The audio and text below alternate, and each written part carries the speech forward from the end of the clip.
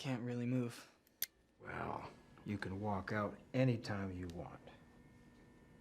You know that, right, Theodore? Yeah, no, I'm okay, Professor. Good man.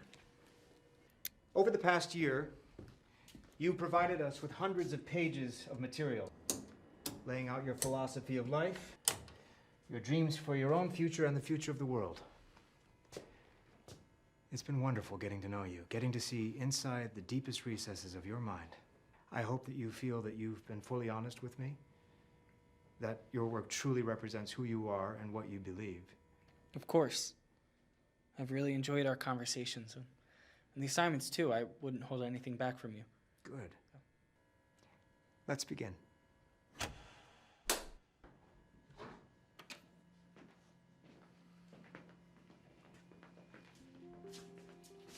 I've taken the liberty of sharing those pages with a panel of fellow scientists, some of Harvard's most distinguished thinkers. I'm flattered. Good morning. Unfortunately, their conclusions were unanimous. They found the majority of your ideas to be derivative, cliched, and juvenile. The remainder they found self-evidently absurd. Well, Professor, I'd be happy to explain myself further. Let's take a look at the film from our last session. I'll help clarify their findings.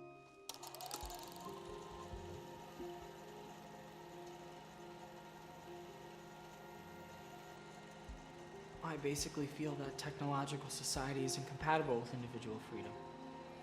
And therefore we have to destroy it and replace it with a more primitive society so that people can be free again. Our reviewers found this to be a tepid, sophomoric regurgitation of Jacques Ellul. You talk so much about autonomy, but you've stolen all of your ideas from a third-rate thinker's mass-market paperback. Well, I didn't claim that my ideas were... Oh, wait.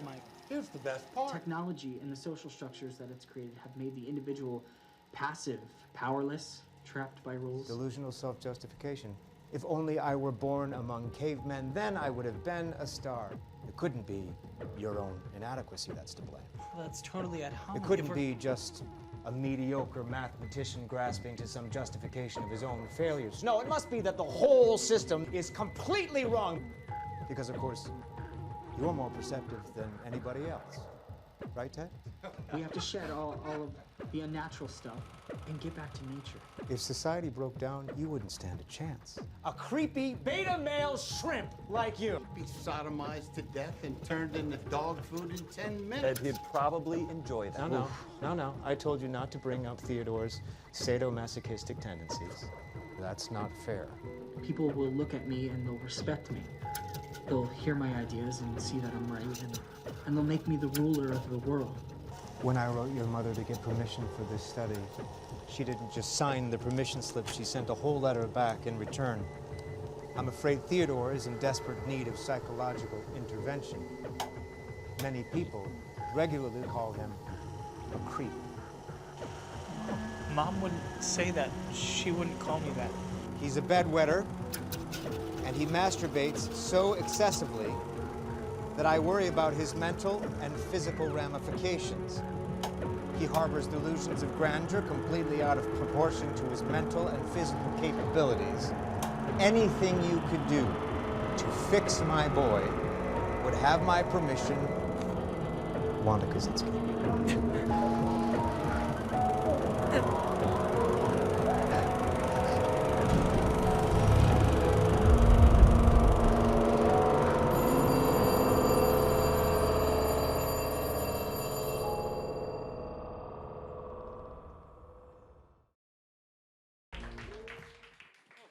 I'm surprised people aren't throwing things at me right now after that. Obviously Ted Kaczynski is a real guy. That is also a real guy, a big part of Ted Kaczynski's past. That's Dr. Henry Murray. Henry right? Murray, yes. Yeah, a behavioral psychologist at Harvard. That's correct. Yeah. He headed the Harvard Clinical Psychology Department and was quite a staple there, and a renowned psychologist, and remains to this day as being a bastion of psychology. He was, I think he's touted as being credited with selling one of Harvard's most published and widely spread books that came out of the university, which was one of his own testing theories. I think it's called TAT, the acronym. I can't remember exactly what it's for, but it was a testing process that he developed with a colleague, and so a very successful, very renowned, highly respected professor who, in this case, was dealing in some very unethical practices with the testing of 22 young men. Ted Kaczynski, at the age of 17, being one of them. He was obviously a very bright young man and went to Harvard at a very early age, which makes it even more poignant in terms of the innocence of this young person being corrupted in this way. Did when you looked into Dr. Henry Murray, like, what did you find out about his personality, or did you want to find out things about his personality, or sort of let the words speak for themselves on the script? When you're representing someone real, you want to try to find out as much as you can about them. Clearly, his reputation as a renowned psychologist at such a bastion of a higher education like Harvard did speak for itself in a way. But yes, I wanted to find out what there was about him that perhaps would allow him to make this kind of decision, to find it okay to participate this way. Ethically indefensible, I think, is the actual yes, that's right. phrasing Yes, that they've said. Yeah. I think the line obviously is when you're performing experimentation on another human being, if they are in agreement with it, then you can't really cast aspersions. But if that person has not been made aware of what is happening, that is immoral. And so that line was clearly crossed in this case. But yes, there's a book that I read called Making of a Murderer, which was interestingly written by a colleague of Murray's who went to school at Harvard at the same time. So he was kind of brought up in that petri dish at that very moment in time, culturally speaking, as well as what was happening on a micro scale at Harvard. So all of the things that were lending to this to the formation of this person just coming out of World War II. He was there at that time. I'm sorry, I'm conflating two things. The writer went to school with Kaczynski at the time, and so he had a clear idea of what Kaczynski would have been going through on the campus, as well as what was happening in America. And then on top of that, you have Murray and how he was influencing Kaczynski, perhaps, arguably. And now, later in the episode, we hear Kaczynski say that Murray was a part of MK Ultra, which is this sort of, I actually don't know. Is MK Ultra like a confirmed thing that actually existed, or is it sort of like a conflated conspiracy theory of different experiments kind of put together? Because it's this idea that the government tested on people to find better ways to sort of subvert or attack Soviet soldiers during the Cold War, and a lot of that was the LSD experiments. How do we make them go crazy? And I guess apparently these experiments, which was breaking down young men to the point of being completely unable to participate in war. Yeah, well, that's a really good question about the veracity of this thing called MK Ultra. I'm going to say that I don't know. But what I will say is that it wouldn't be surprising if it was true, if only for the fact that we know that these tests occurred. Murray was a part of the OSS, which was the precursor to the CIA. He was doing what I imagine he felt was his patriotic duty in defending our country in a Cold War against the Russians, trying to figure out how he could use his expertise as a psychologist to understand how people would deal with extreme stress, and then possibly take core beliefs of those people, eradicate them, and then replace them with other beliefs. So I know that he tested and was helpful in guiding people who are spies who, if they did find themselves captured and tested, that he would have given them some kind of ability to deal with the stress they would ultimately endure. He's taken that formula and kind of twisted it around the opposite way in these cases where he's taking young, innocent, like I said, 22 young men at Harvard, and basically, I think in his words, were vehement, sweeping, abusive behavior that he basically acknowledges that's what we're going to do to these people to see how they deal with it and learn from it.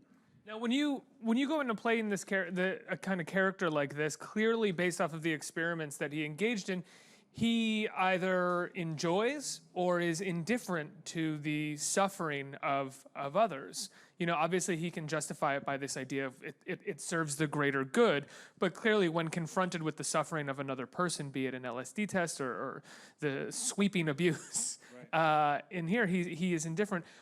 What sort of person do you develop as an actor? Do you try to keep him cold and detached, or is there a part of you that feels like maybe I should sort of lean into a kind of sadism here?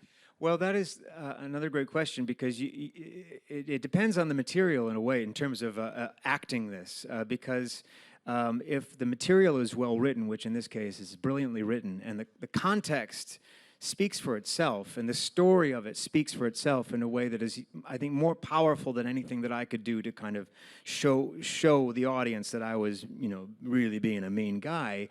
The fact that he was doing this is, in and of itself, is really speaks volumes and probably drowns out anything I could do, you know, emoting, you know, those kinds of ideas. However, there are clues in the script, I think, that, you know, that the director, Greg Yatanis, and the writer had written that indicate that there are moments where that he can probably, you know, err on the side of I don't want to say enjoy it, but let it get out of hand. I mean, but mostly as a construct of a character, for me. I found it to be most helpful to really cling to the idea of this man feeling like he was doing nothing wrong. In fact, he was doing everything right in order to help the greater good, in this case, defend ourselves against a menacing threat. And so I think the indifference aspect of it is probably replaced by his idea of thinking that this is a necessary tool that we need to develop. And now that I actually think back, there's a moment where we question his indifference to it, which is after the experiment. We didn't see it in that clip, but young Ted Kaczynski picks up his cigarettes and looks at him, Dr. Henry Murray, in the eye.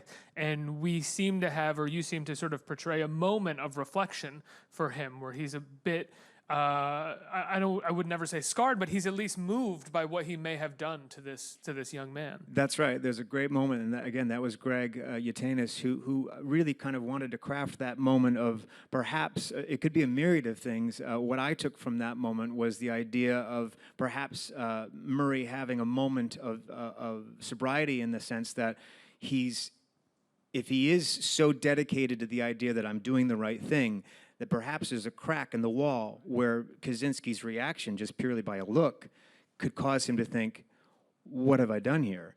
And I think that's a very important thing to say for lots of different reasons, but mainly for the idea of showing this guy is maybe understanding that he's doing something wrong, which, in my opinion, and most people's, he is. And also maintaining a three-dimensional person at the same time. He's not just sort of, as we said in the green room, twisting his mustache. That's right. You know, job well done, he's broken. That's right. Yeah, exactly. I mean, that's not as interesting as someone who I think really is sincere when, after this awful series of tests, can sit there and sincerely kneel down and look this young man in the eye and say, thank you for what you did. Thank you very much. And pat on the shoulder and continue to groom, which is a great word for it. It's how it's used in the script, which I thought was just the perfect word. Just grooming these young men to trust this man and to open up, only to be battered down in a philosophical and personal way. There's a lot of ground to cover. The scene itself where you're battering him, the way that it's shot and the way that it's cut, there's a lot of different close-ups. We're moving around the room a lot. But what was it like actually shooting that scene? I mean, that is a very theatrical piece. And I know that's kind of cliche to say that because you're a very well-known theater actor, but it is very much a theatrical piece. Two men sitting across from each other with a certain amount of objectives and just sort of going after him. That's true. There is a sense of performance that I think that Murray is capable of. Clearly, he can turn on a dime for his own purposes to elicit a response, or to fulfill his job as the professor and the purveyor of this activity. But yeah, it is theatrical, and so I think that was. I don't want to say it was fun, but I think it felt familiar to me. It was really a long day. I mean, one of the great things about it for me, and I'll speak for, and I hope he doesn't mind, John Birchtold, who plays young Ted Kaczynski, who's absolutely brilliant. John and I were kind of on this little island. We didn't participate in any of the other episodes. And so we had our own little story, our own little slice in time to adhere to. And so it was a lot of fun because he and I were kind of, thrown into the water together. And so we did feel like we were doing kind of like a 3-act play. The setup, the build, the setup, the delivery, and then the aftermath. So it was great fun. I mean, and the way it looks is there's so many different things I think of, when you see projected images of, and that, by the way, is all true. He would film these interviews with these young men and watch them break down, and then he would play those movies back to them and say, look at your behavior when you were tested this way. How do you feel now? And it's just sick. It's twisted. I was thinking backstage while I was watching that, I couldn't imagine being a 17-year-old kid in my first year of college, trusting these professors to think I'm smart and try to show off that I'm smart in front of them, and then one of them just pulling me aside. Even if they just pulled me aside and was like, "You're not as smart as you think you are, you dumb shit," I'd be like, "Oh my God, my life is over." Right. Imagine that happening. Yeah, I'd become a Unabomber. I can't imagine. Yeah, well, that of course is the argument that definitely perhaps is one of the things that led to this perfect storm of a mind that would contribute, so violently in the world like Kaczynski did. At least one of the things that maybe detached him from human beings so much. You certainly could argue that. Yeah. You returned to Broadway this spring, didn't you? Yes. For Hamilton. Yes, I did. Give him a round of applause, everybody. You originated the role off Broadway. What made you return? Did you see everybody else having fun on Broadway, and you're like, "Get me back! This is ridiculous. I originated this role." Yeah, I wanted to have the chance, but it was really just an ongoing conversation I had with Jeffrey Seller, the producer, and Thomas Kail, the director, and it was an extraordinary thing to be there, and I give them such credit and thanks for having that in their mindset to say, hey, if there's ever a chance that you are available and are interested in coming back, and they didn't have to finish the sentence, for my arm shot up. It said, pick me, pick me, pick me. So that was a pretty easy thing. It was just a question of scheduling, and thankfully, it all came together quite quickly after Taron Killam left. So it was amazing to go back to the show. It was interesting because I was there at the beginning of this beautiful butterfly coming out of the cocoon, and not really knowing how it would fly or what it would look like. And now 2 years later, of course, everybody knows what it looks like and is so excited about it. The difference between by virtue of space, meaning a smaller theater, and also just it's not being as familiar as it is now. There's a difference between performing it for an audience who are showing up and going, "Oh, what is this going to be?" and an audience of people showing up and being like, "We finally get to see Hamilton." That's exactly it. When I was there, going back into the Broadway production, I had to watch it because I hadn't seen it since I'd left. And so, as you do, you sit in the house and you watch the show. And of course, I was riveted. In fact, I was sitting next to a woman, and it was at the end of the first act, and she leaned over me and she said, "You really like this show, don't you?" Because I must have been dancing with her, or moving around with her, or singing with it, to myself. And I said, "Yeah, I really do." And she goes, "How many times have you seen it?" And I really wanted to say, "I'm going to be the king." Yeah, I was. You were kind of mouthing it, maybe. I don't know what I was doing, but I was definitely into it, And she said, "How many times have you seen it?" And I really wanted to say, "Well, I'm going back into it," but I wanted to answer honestly. And I said, "Well, this is my 3rd time seeing it." And she said, "I've seen it 12 times." And this is this woman who drove up from Maryland who said, "I can't stay for the whole thing because I have to get my daughter." I mean, it really was such a valuable thing. Well, wait, hold on. I just want to talk about this woman for a second. She's seen this thing for the 12th time, and she's not staying for the whole thing. And she got a ticket, and I can't get a ticket. No, to this. I know. This one, she doesn't deserve a ticket. She does. She's dedicated. You are not dedicated enough. All right. That was not a smackdown. It's the truth. Turned into Springer over I Hamilton. guess so. Sure. What have I done? Someone going to smash me with a chair back here? wish I could. No, that's okay. So you return as King George. Were you nervous the first time you got on stage? Yeah, I was. You know, the assumption is that, oh, I know it, and it'll be fine. It's like rolling off a log. All of that was theoretically true. You know, but there's nothing like having to do your job, especially in a show where everyone is so laser focused and knows everything about the show and the words and the song and the costume and, you know, everything. So that was not lost on me. So I was nervous. In fact, there was a difference in the production in the sense that the light is brighter when you're on a Broadway stage. At least in this case, it was the spotlight. And so my mark was to come down to the edge of the stage, and I thought I was going to fall in the pit because I didn't want to. I wanted to look like I knew that I'd been doing this forever. And I didn't want to be the guy who was like singing and then looking down to find out where he had to stop.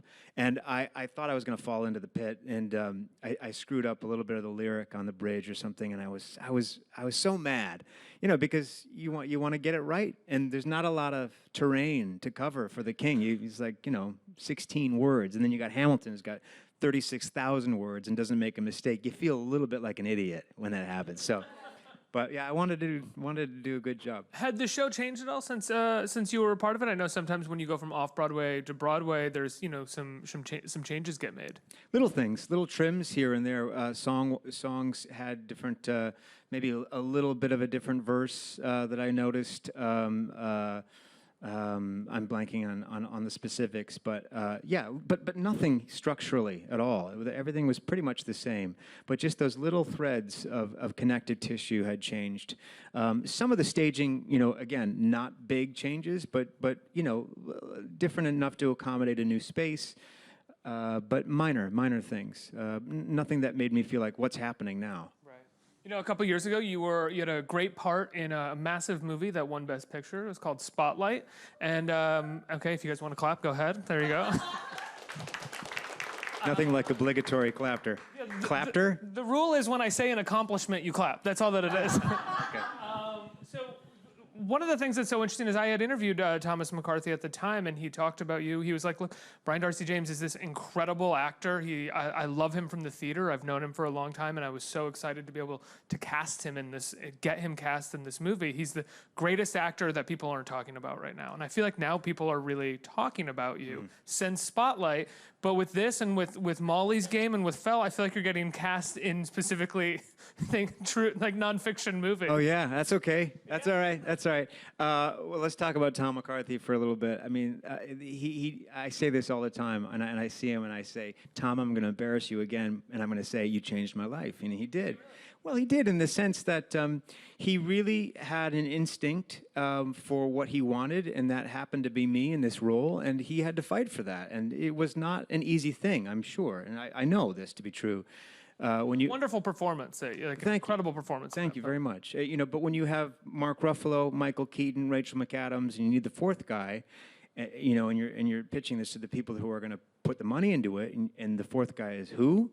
That's a conversation, and he went. Sure, you don't want Bruce Willis? Yeah, exactly. So, Tom is a brilliant guy. He's a wonderful guy. He's very funny. He's a kind person. He's a thoughtful person, and he's just a consummate artist. And so, I say it again to end this little, you know, love fest. He changed my life. I call it the spotlight effect for me because I've spent most of my time in the theater, and it's an ongoing process for someone who's known mostly for doing theater work to convince Hollywood executives that, you know, you can walk and chew gum at the same time on film, and that sometimes doesn't, you know. It's crazy to me though. Well, that, like, I mean, to me, when actors come from the theater, for the most part, they have a certain skill set that makes them work much faster and easier on TV sets and on movie sets. From what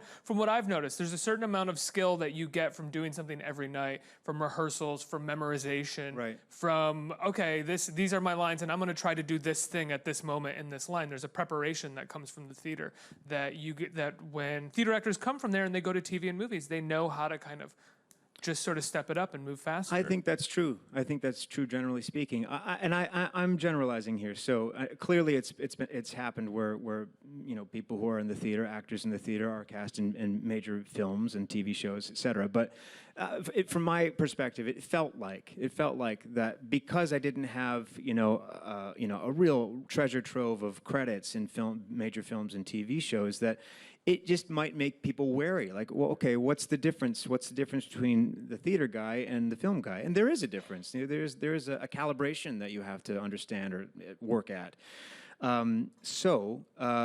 That spotlight experience, meant a great deal to me personally and professionally. But the aftermath of it, I think, was helpful, very much so, in the sense that there's a handle now. There's the guy with the mustache and spotlight, and there's a reference point. And so someone can go to that who's casting a film and say, "Oh yeah, I loved that," or "I loved that movie," or whatever. There's something that contextualizes me other than the fact that I was Shrek.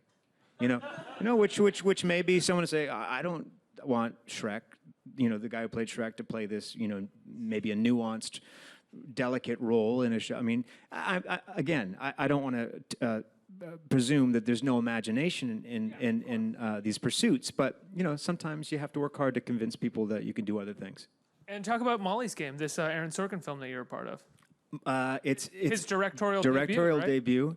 And it's Jessica Chastain plays a real woman named Molly Bloom, who is a one-time Olympic skier who had a change of direction in her life and decided to go to Los Angeles to pursue other things, and ended up being the gatekeeper of a very high-stakes Hollywood poker game. And through a series of events, she kind of overtakes the game and really becomes the queen of it.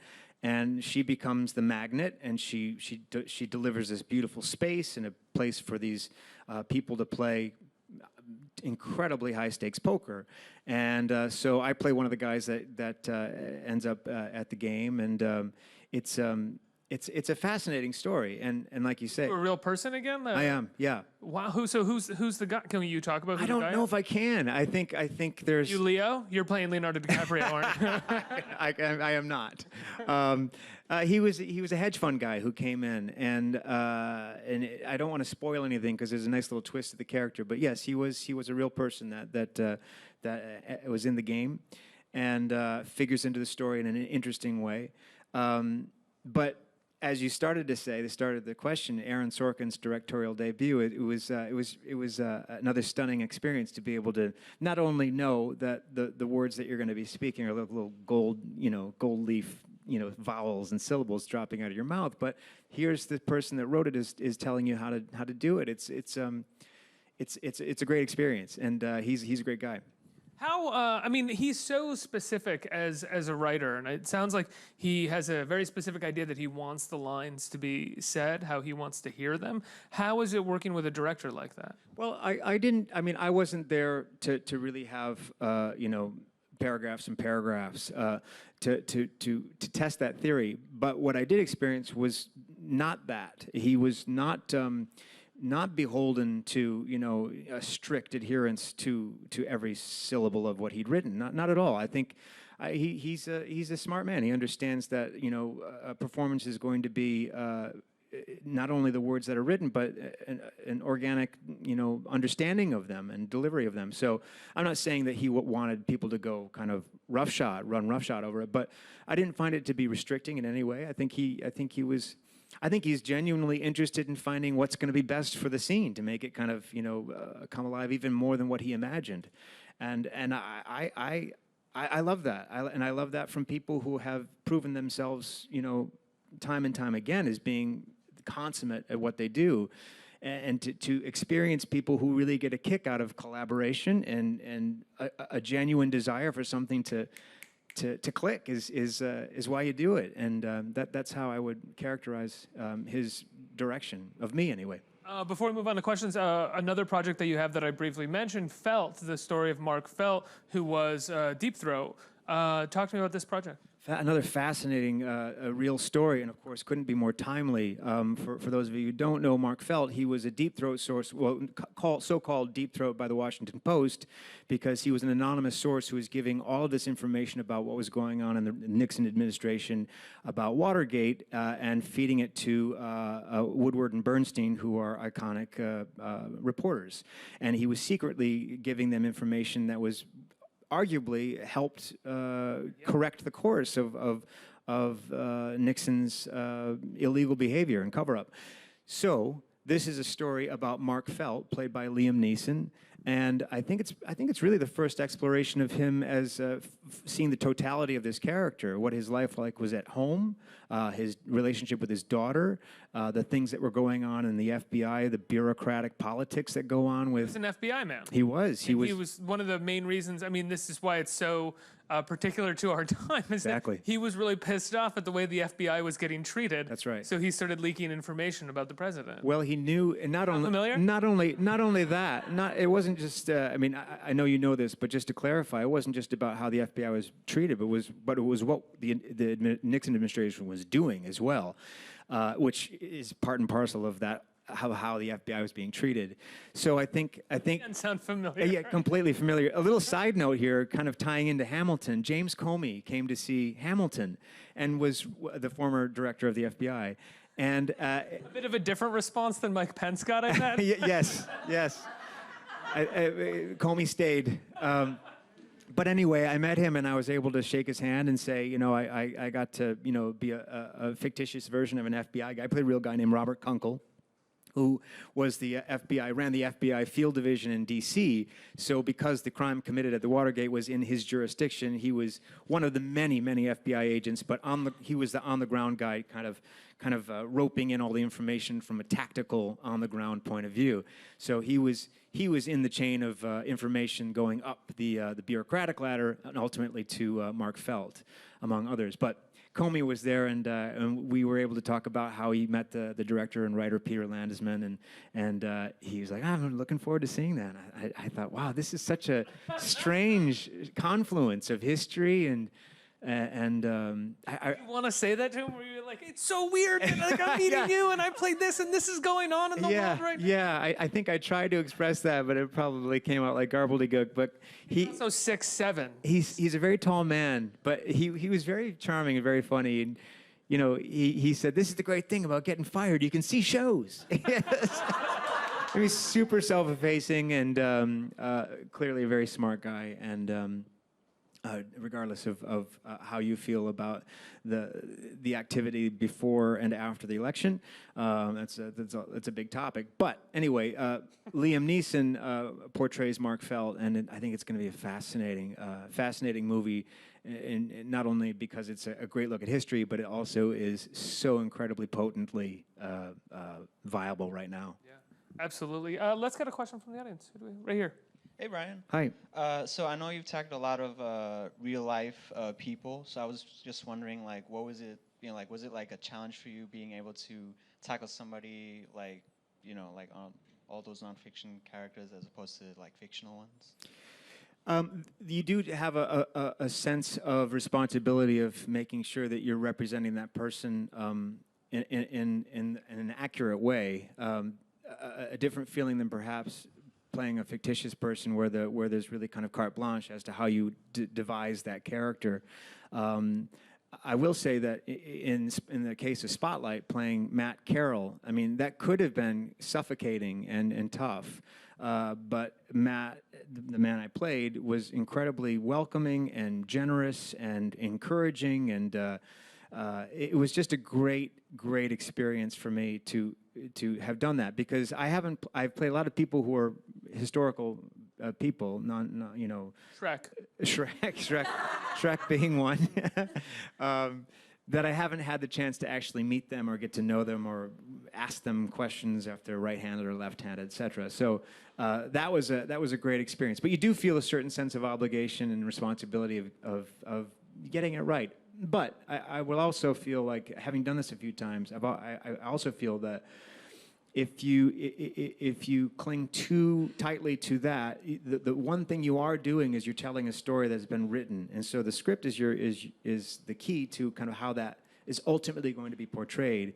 And I find that there's a little bit of wiggle room in terms of, you know, the actor or the artist kind of giving their own sense of what that person is and who that person ticks, how that person ticks, et cetera. So I'd say a little bit of the bandwidth is for artistic license without kind of making it go haywire into some weird version of that person that isn't true. It's a balancing act when you're doing a real life character, because a fictional character, your obligation is mostly to the material. Right. You can have, you know, your artistic ideas about who this character is, but your obligation is to the product at the end of the day. With a nonfiction or like a real life character, suddenly you have this added obligation of the person that you've met that you want to represent responsibly, but you also have the material that you're obligated to as well. Yeah, exactly. So if the material doesn't serve the greater good of this, what the story is being, how the story is being told, or what the story is, Spotlight is a great example of that. The story was so well drawn and so detailed in its complexity and its representation of how the story was told, that the characters were able to mirror that, in the sense that they were being portrayed accurately as well, because what they did clearly was a result of who they were and how they behaved. So you're absolutely right about that. I think I have time for two more questions. One right here. Hey, Brian. Hi. Is there a difference between preparing for a role on theater as opposed to a role in a movie or a TV show? And do you have any rituals before you go on stage?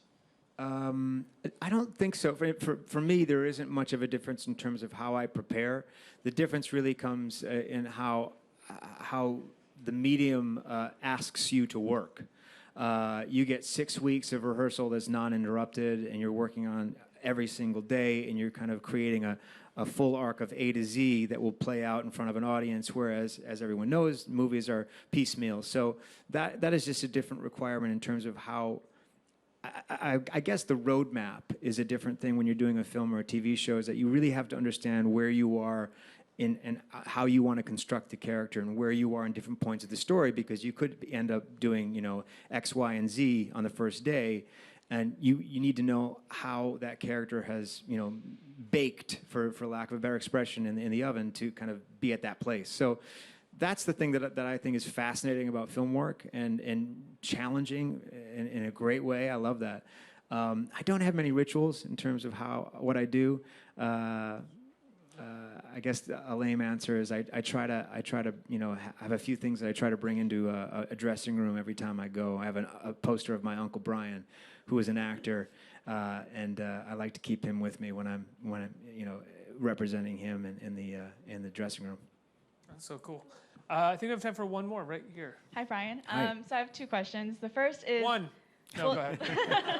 The first one is, I've seen you do so many different genres, whether it's drama, comedy, musical, whatever. Is there anything that you particularly like to gravitate towards? And then the second question is, I've always wanted to know, how did the 3 King George Ham for Ham thing come about when you did Schuyler Sisters? I'll start with that. That's easy. Lynn said, "Hey, how about you guys getting together and doing this?" And we all said, "Yeah, that sounds like fun."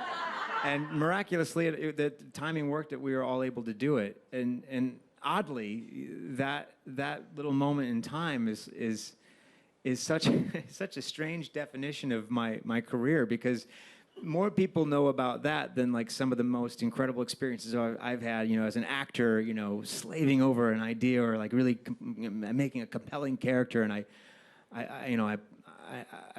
put on a fake Burger King crown and, you know, lip sync as a woman on a curbside, and it's like, that's who I am, you know, which is fine, but it's funny. So Lynn just kind of said, "Let's do it."